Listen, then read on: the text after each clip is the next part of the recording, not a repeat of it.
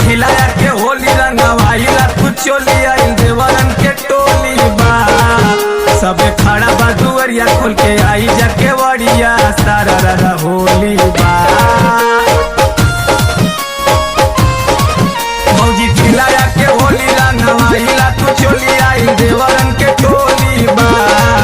सबे खड़ा बा दुवरिया खोल के आई जाके वड़िया सारा रारा होली बा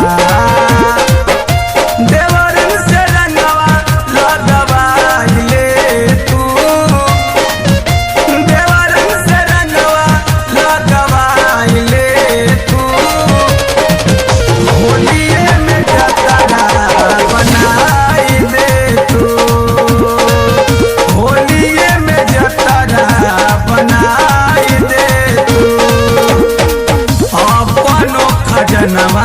रंगवाइले तू होलिये में जतरा बनाई दे तू।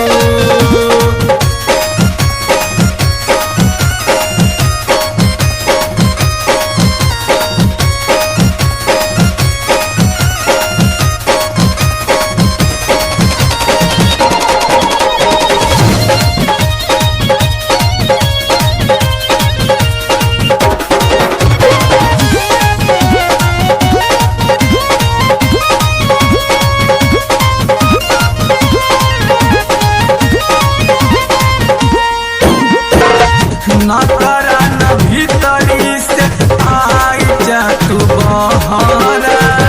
देवरू से लुटाया के लहरा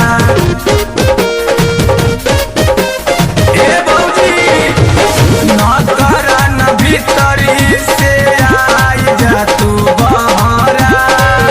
देवरू से लुटाया के लहरा मौसम हसीन बा गरम मसीन बा मोट पिचकारी झाकता दुआरी केतना हसीन बा देवरन के दिन बा मौसम हसीन बा गरम मसीन बा मोट पिचकारी झाकता दुआरी केतना हसीन बा गोरे गोरे गलिया मलवाइले तू होलिये में जतरा बनाई दे तू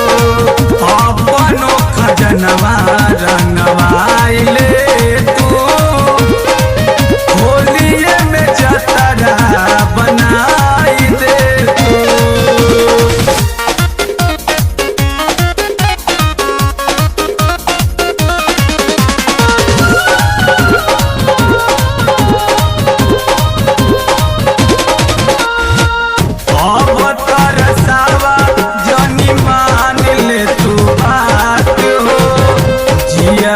बहुत छनात हो ए बौजी अब तरसावा जनी मान ले तू बात हो जियराई बहुत